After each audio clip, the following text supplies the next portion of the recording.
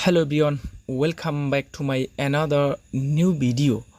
So dear friends, যোৱা দুদিন ধৰি সকলোৰে মোবাইলত এটা সেটিংছৰ প্ৰবলেম হৈ আছে আৰু এইটো প্ৰবলেম মাত্ৰ 2 মিনিটত কেনেকৈ সমাধান কৰিব পাৰিব আজিৰ ভিডিঅ'ত আপোনালোকক দেখুৱাম. So let's get start this video. Okay. So প্ৰথমে আপোনালোকে সেটিংছত আহিব. সেটিংছত আহি পিনে কল আৰু এপ সেটিংছত যাব.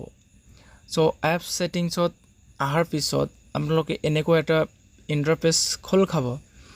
এতিয়া তলত দেখা পাই আছে কল সেটিং, তাৰ পিছত এপ সেটিং আছে, কল এপ সেটিং তাত যাব. সো ইয়াত কাম নহল. সো মই বেক স্পেচ মাৰি আছো, হোম পেজত আহি আছো. আপোনালোকে ভিডিওটো শেষলৈকে চাই থাকিব, কিয়নো যদি অলপ স্কিপ কৰে তেনেহলে আপোনালোকে এইটো সমাধান কৰিব নোৱাৰিব, প্ৰবলেম হ'ব. এতিয়া মই আপোনালোকে দেখাই আছো.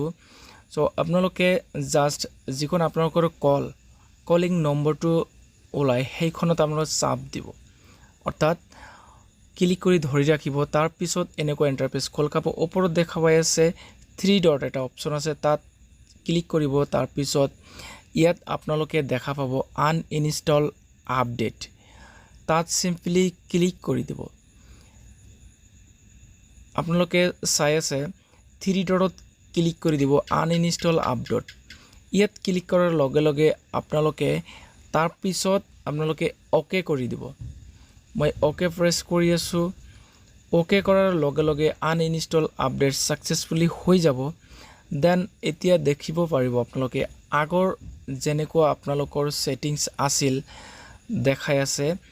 সো ভিডিওটো যদি ভাল লাগে তেনেহলে সাবস্ক্রাইব কৰি দিব আৰু লাইক কৰি দিব. So thank U.